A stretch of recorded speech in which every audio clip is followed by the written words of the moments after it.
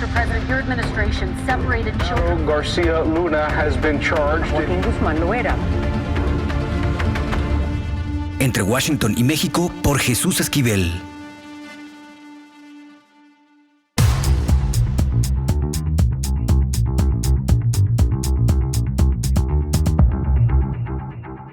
¿Qué oles? Bienvenidos a Entre Washington y México.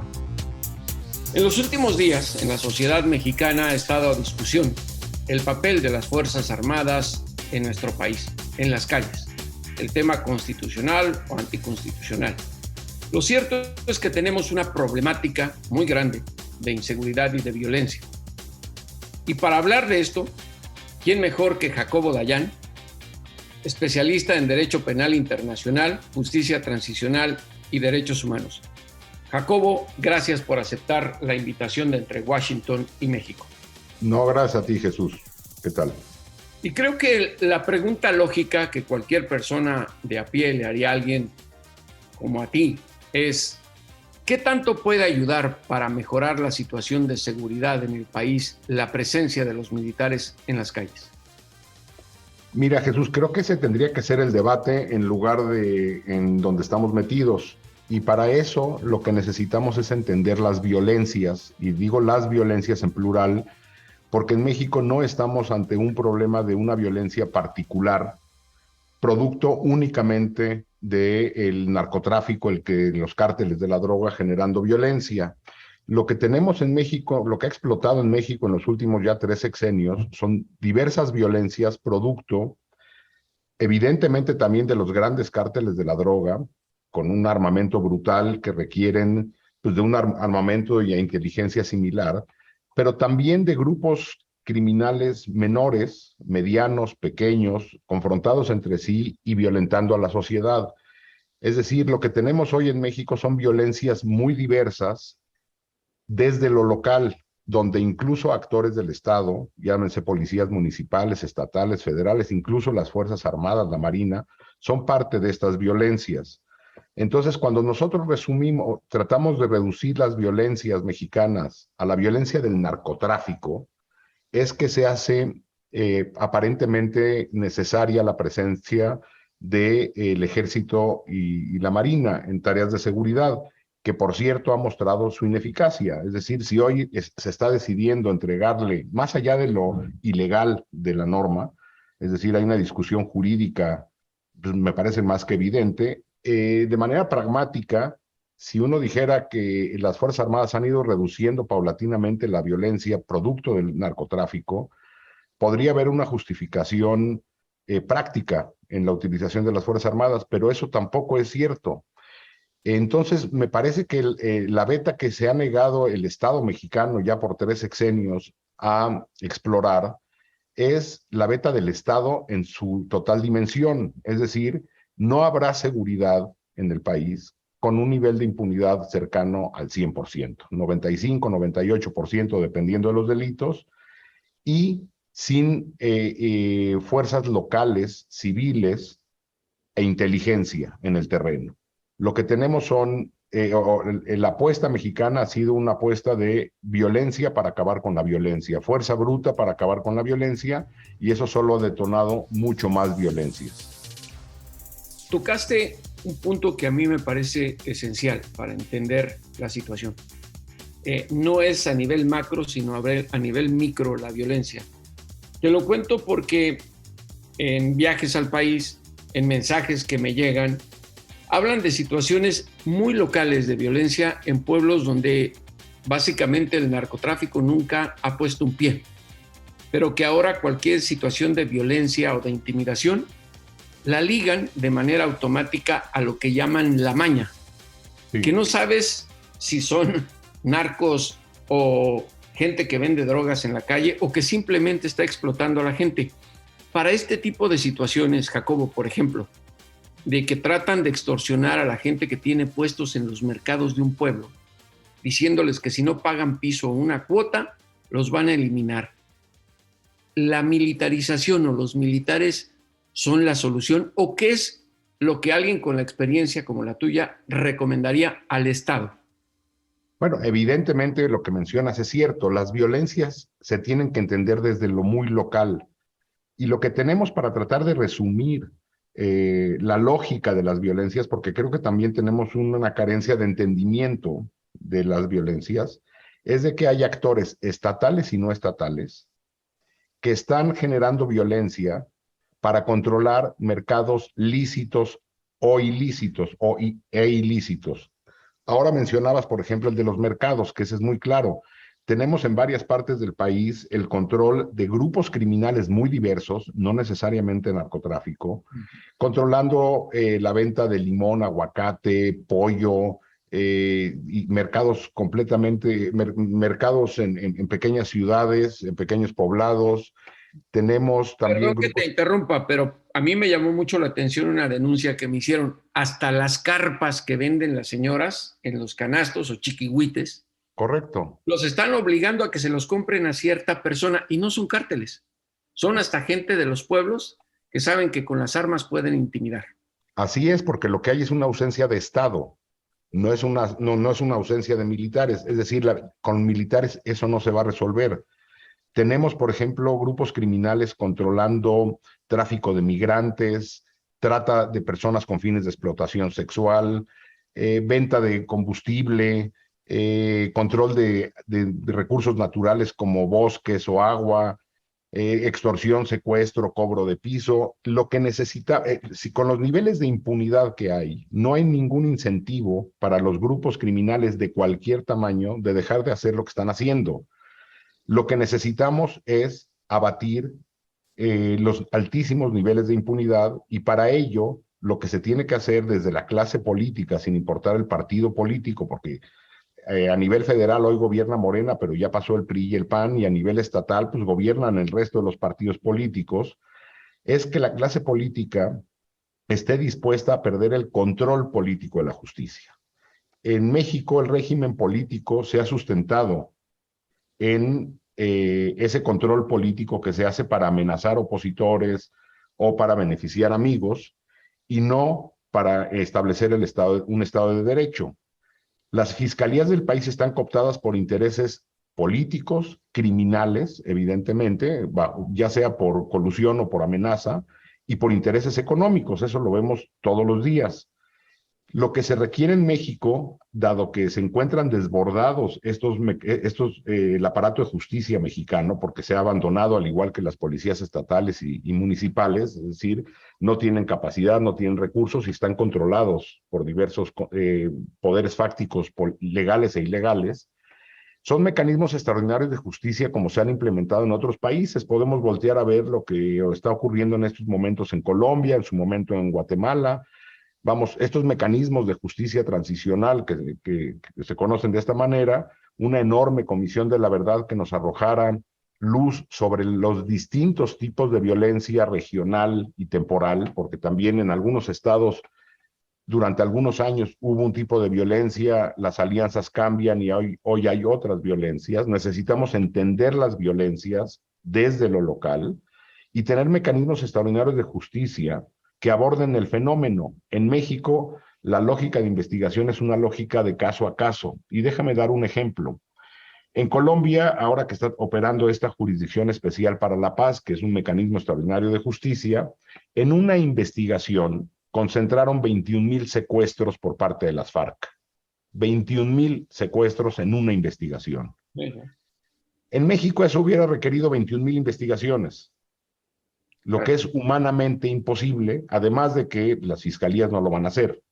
Entonces, mientras continuemos pensando que la ocupación militar va a resolver todas las violencias que hay en nuestro país, pues seguiremos viviendo lo que estamos viviendo en los últimos 15 años, con un deterioro cada vez mayor y con un riesgo a la viabilidad democrática, porque el Estado mexicano ha perdido el control territorial de amplios sectores del país, y la presencia militar evidentemente no abona a una democracia liberal. Ahora, ha habido ejercicios en este sexenio, sobre todo de la presencia de la Guardia Nacional, en algunos estados en donde, hablando de pérdida de territorios, hay sectores que están controlados por grupos del crimen organizado y por narcotraficantes. Y me refiero a Zacatecas, a Coahuila, a Chihuahua, a Michoacán, a Guerrero y en algunos lugares en el sur del país, como en Chiapas. Correcto. La pregunta que te hago, y por las denuncias que se hacen, es que la Guardia Nacional patrulla las calles, pero no investiga, que es algo que tú estás mencionando. No detiene y no persigue a nadie. Piensan que con su presencia pueden intimidar. ¿Esto qué tan factible es para el país en este futuro tan complicado que tenemos? Pues evidentemente la presencia de la Guardia Nacional patrullando sin ninguna lógica, sin una inteligencia potente detrás, no abona en nada, absolutamente en nada, a la seguridad. No estamos ni siquiera en una ruta que eventualmente nos lleve a la reducción de las violencias.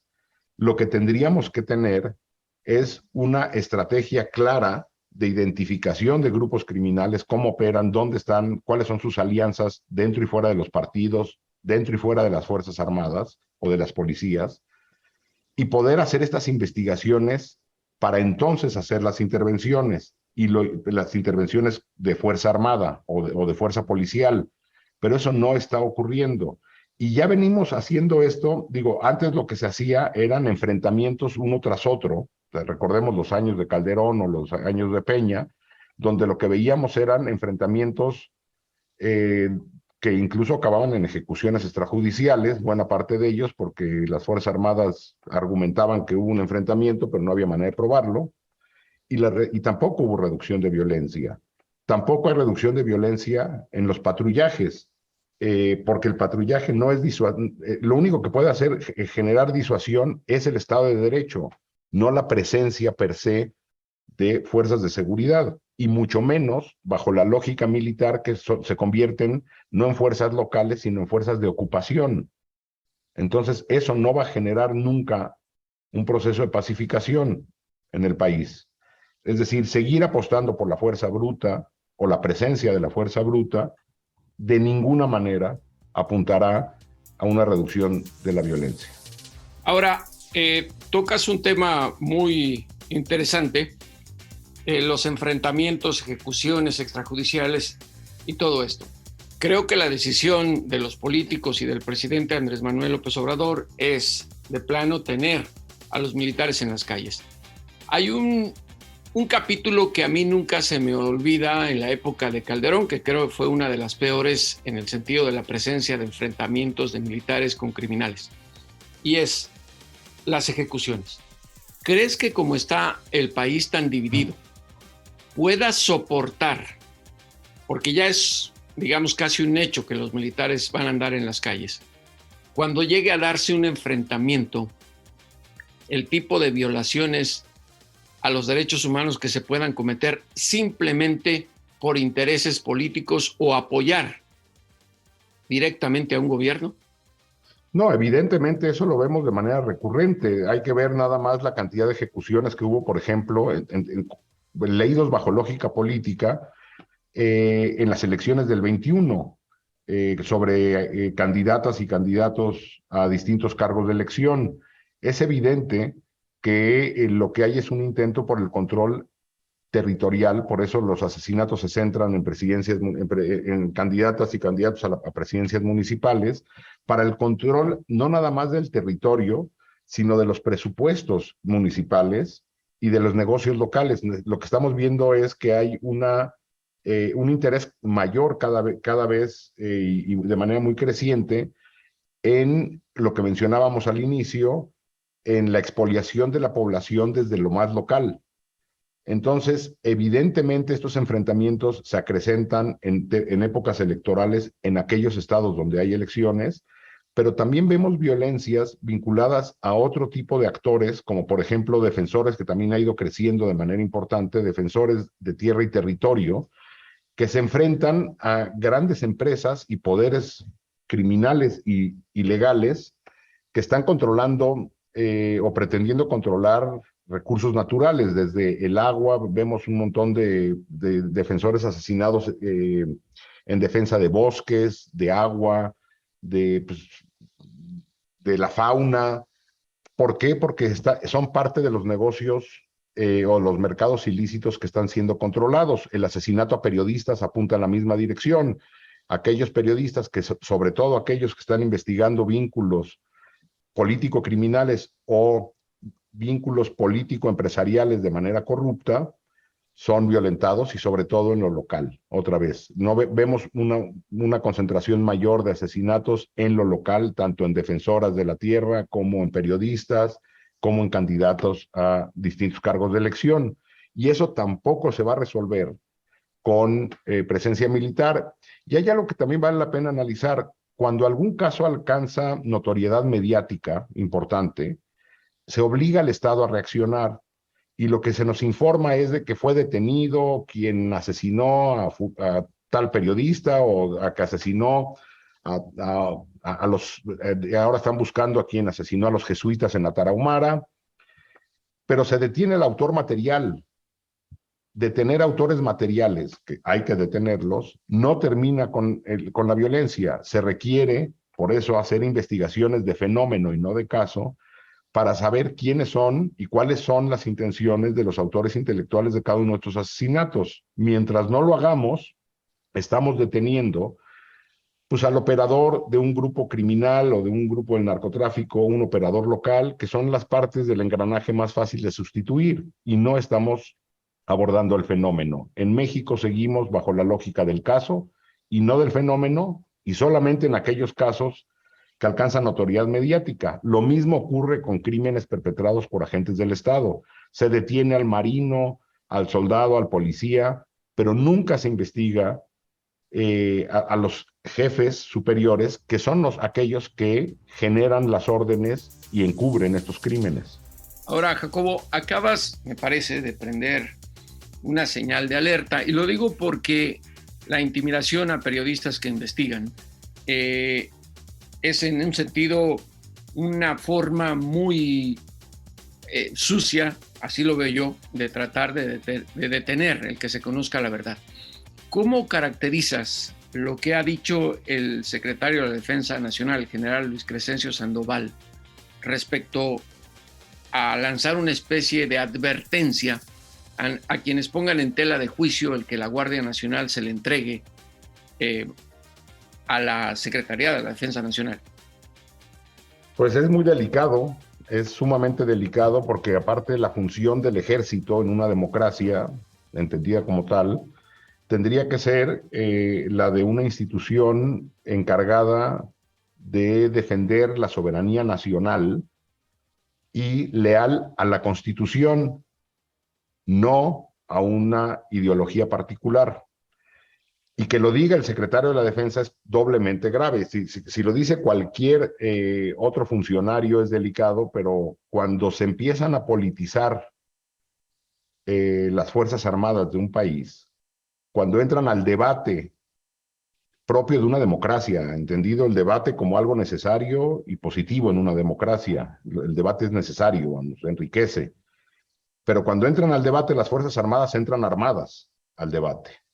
Vamos, de ahí la importancia también que tendríamos que estar reflexionando en tener somos el único país en América Latina junto con Guatemala que en toda su historia ha tenido únicamente militares al frente de la Secretaría de la Defensa.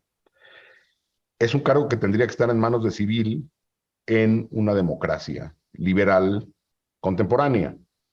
Repito, cuando los militares se meten a la discusión política, se meten armados a esa discusión. Ahora, una última pregunta, mi querido Jacobo.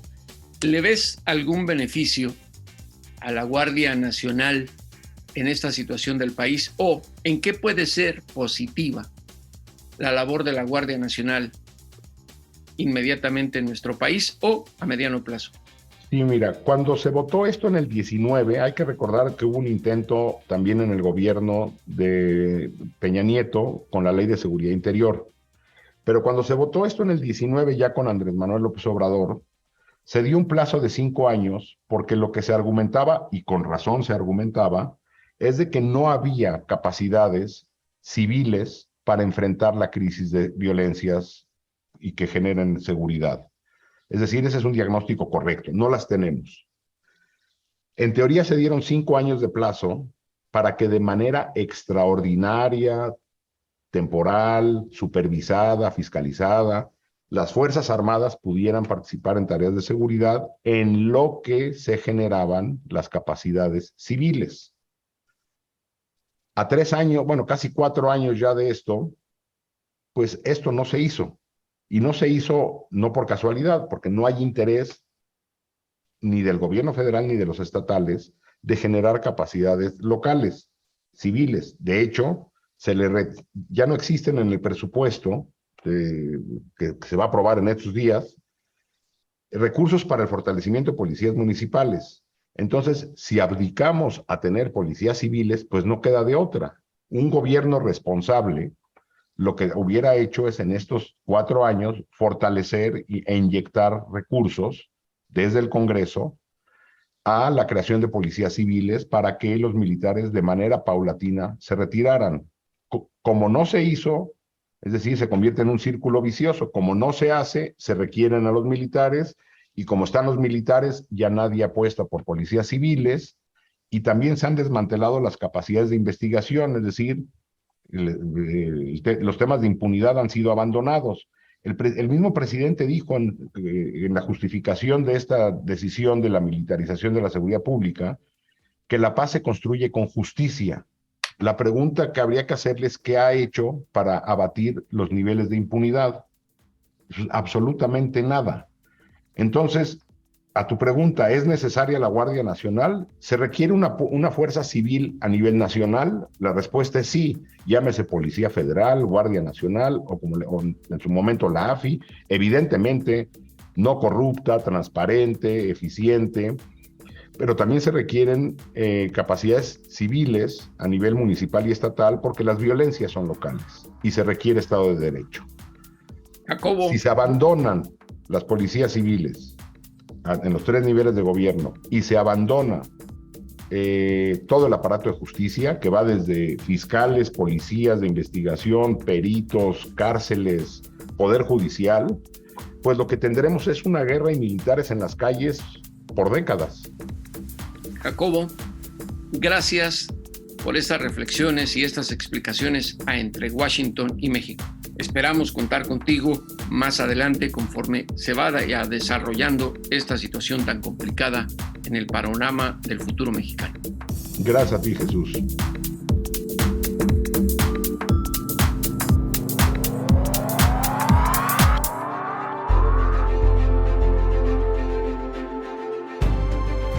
Entre Washington y México.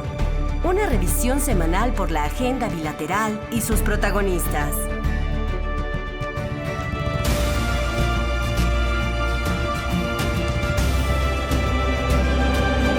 Entre Washington y México. Volvemos. Lo importante es leer. Con Fernanda Álvarez.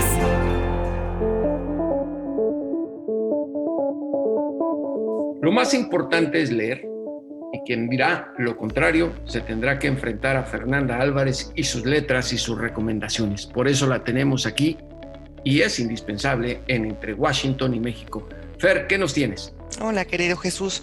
Pues primero voy a hablarles de un ensayo. Ya ven que yo de vez en cuando saco mis propuestas que giran en torno al feminismo y este no es distinto.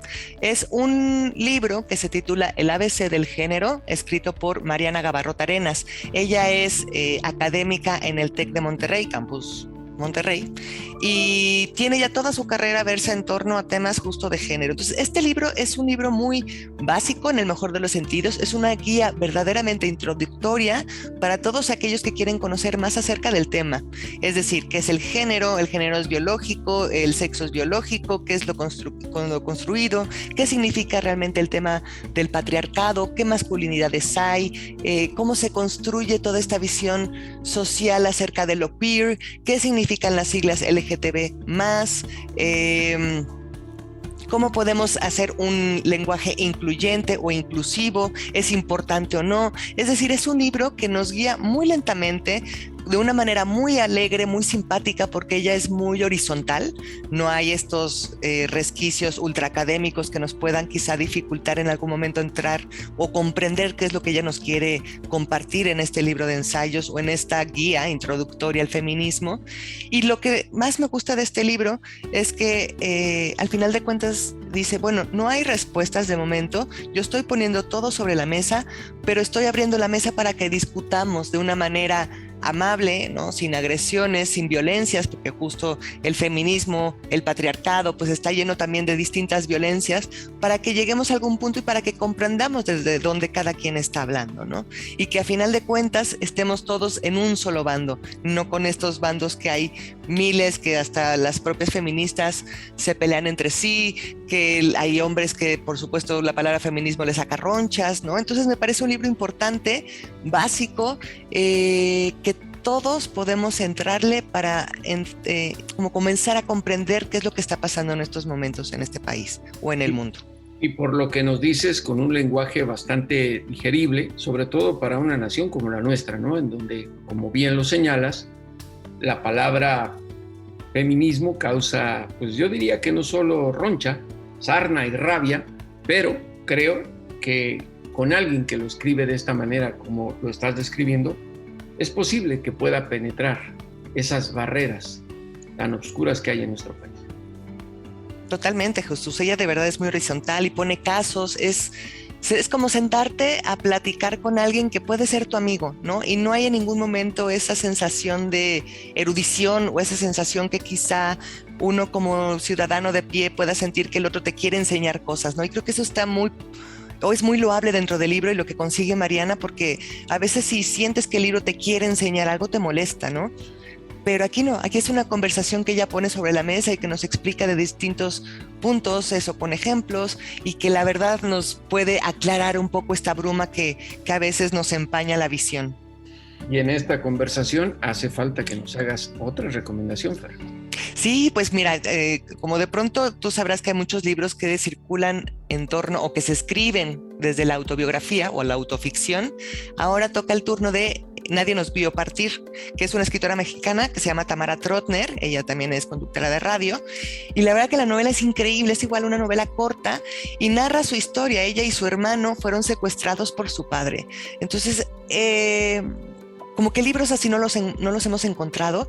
Es una novela muy visual, muy cinematográfica, porque ellos viajan cuando los secuestran, viajan a París, se van a Jerusalén, regresan al DF, por un momento pasan por Estados Unidos. La madre, mientras tanto, está buscándolos por todas partes, pero ellos piensan, puesto que el padre les dice que la madre ya no les interesa volver a ver a sus hijos, que no lucha por ellos, pues claro, entonces es esta contraposición de imágenes en una historia dolorosa, pero que también Tamara consigue darle una luz diferente, donde entramos en un universo que pocas veces conocemos de primera mano, que es el secuestro por un padre, ¿no? Y que tú eres el hijo y que tú ahora ya tienes las herramientas para enfrentar esta historia, para reescribirla, pero a través del amor y no del odio. Entonces me parece una novela también muy valiosa, que pues eso es como una película de espionaje, ¿no? Porque los padres son increíbles, van, vienen, viajan, el gobierno los busca, pero logran escaparse. Entonces tiene como una parte de eso, muy de película de acción, pero lo más bonito es que al final la atraviesa el amor. Y lo más bonito es leer. Por eso Fernanda Álvarez de Penguin Random House es un tesoro para entre Washington y México. Fer, muchas gracias. Ay, muchas gracias, Jesús, un placer.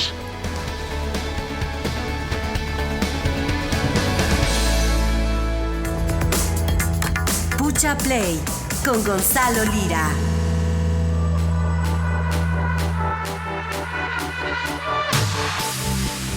Ya llegó Gonzalo Lira Galván, porque recuerden que en Entre Washington y México sus recomendaciones para ver lo que tenemos que ver es simplemente esencial. Gonzalo, ¿qué nos tienes? Les tengo una recomendación hoy, Jesús, que tiene que ver pues con un tema que desgraciadamente es una constante cada vez que nos escuchamos en este podcast, pero porque bueno, tampoco podemos negarla porque forma parte de nuestra realidad social y hasta cultural, y que viene al caso con este tema que tiene que ver con la militarización del país, o bueno, la idea de la militarización del país y el papel que va a jugar la Guardia Nacional. Y además, Gonzalo, futuro. tenemos una responsabilidad como informadores de hablar de una realidad, de lo contrario seríamos hipócritas. Exacto, hipócritas e irresponsables. Y fíjate que hablando de hipocresía, usando esa palabra de la hipocresía, viene muy ad hoc con la recomendación de esta semana. Y estoy hablando de un documental de hace un par de años que se llama Comala y que nos cuenta la historia muy particular de un personaje pues poco conocido, o al menos más bien, no el personaje, sino la visión poco conocida de muchos personajes, algunos conocidos y algunos desconocidos. Gian Cassini, que es el director de Comala, cuenta una historia sumamente personal y sumamente anómala, muy extraña, o al menos para quienes no nos movemos en esos rumbos. Él en algún momento de su vida descubre que su padre, que falleció, fue un narcotraficante.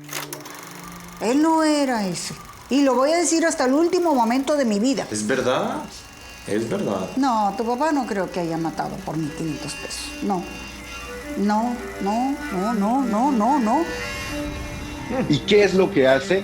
Pues se da la tarea como documentalista de escarbar en ese basurero de la memoria y empezar a entrevistar a sus familiares para pues desenmarañar y encontrar la verdad detrás de las leyendas que se contaban de su padre, y de esa forma él empieza a descubrir desde pues lo más personal, lo más cercano, muchas de las problemáticas que atraviesan este país y que de alguna forma él las vivió muy de cerca, pero que al mismo tiempo también nos habla de cómo es tratado este tema en general, ¿no? Muy de cerca, pero al mismo tiempo le pasaron de noche muchas cosas, como quien diría. Enfrenta a la madre, le pone enfrente los documentos que demuestran que pues, el hombre que falleció y que fue su esposo, y que en este caso también fue el padre del director, genuinamente era un criminal, y la negación que existe de la familia a aceptarlo. ¿Te parece que escuchemos por qué era para él importante hacer este ejercicio? Vamos a escuchar. Nace hace ya casi 10 años, en el 2012. Pues nos estábamos ya un poco como adaptando o acostumbrando a la violencia que habíamos empezado a ver por la guerra del narcotráfico que el presidente Felipe Calderón había desatado en el 2006, donde ya vemos estos actos de violencia como algo ajeno. Es algo ajeno y cercano a la vez, ¿no? Porque dices, ok, sí, sucede en mi país, sucede en todos lados. En medio de esos años yo dejé de ver a mi familia paterna. En medio de esos años fue que mi papá falleció. Entonces, cuando yo me reencuentro con mi familia ese año, en el 2012, creo firmemente que en cada uno de ellos vi parte de estos problemas raíz, y que me parecía bastante interesante hablar de la violencia que estábamos viviendo en ese momento, pero desde una perspectiva más intimista. El tema de pensar que hay dos Janes que están ahí interviniendo durante la producción, el Jan cineasta y el Jan miembro de una familia, pero había como un complemento entre esta dualidad, donde uno ponía un alto al otro, y había como un complemento, lo cual en términos con mi familia, que al menos, bueno, para mí personalmente era un poquito extraño, ¿no? Pensar que en algunos momentos era el Jan cineasta el que estaba ahí, y no querer que tu familia perciba más de que vienes aquí para hacer únicamente una película, ¿no? Bueno, Gonzalo, es que en muchos lugares del país, familias que viven de esta problemática de inseguridad, pareciera, aunque suene como una falacia, viven en un estado de negación. Y me parece que este documental, que yo lo vi, es esencial para tratar de entender qué nos ocurre. Sí, creo que demuestra síntomas muy puntuales de esa realidad que, como dices, o existe la negación o existe el absoluto desconocimiento también de esas dobles vidas que muchas veces a las mismas familias de estos personajes les afectan de forma directa y no encuentran explicaciones claras hasta, pues eso, ¿no? Meterse un clavado en, disculpen el francés, pero en el cagadero, sí, y encontrar de qué manera y en qué momento fueron embarrados. Sí, porque en este sentido hay que atender la realidad que se vive, aun cuando nos ciegue toda la violencia, todo el miedo, toda la intimidación. Me parece que de manera cruda debemos asumir una realidad. Por eso aquí en Entre Washington y México, para no ser hipócritas, hablamos de lo que nos está ocurriendo. Y qué mejor que hasta se pueda expresar a través de documentales, de series y de películas, Gonzalo. Totalmente, totalmente. Y bueno, la palabra hipocresía la usaba porque, bueno, este personaje, como muchos, de repente se vuelven hipócritas ante sus familias, pues debido a la situación en la que viven. Pero como dices, hipócritas no somos, así que les damos las mejores recomendaciones. Y Pucha Play, siempre aquí en Entre Washington y México, con Gonzalo Lira Galván. Gracias, Gonzalo. Gracias a ti. Y ahora sí, a los políticos y a los criminales, por favor, devuélvanos a ese México que nos arrebataron. Hasta la próxima.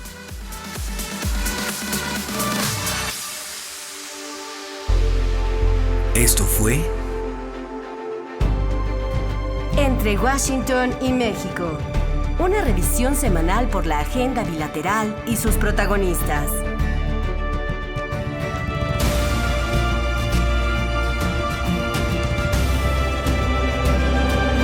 Entre Washington y México. Esta es una producción de Fluxus Comunicaciones.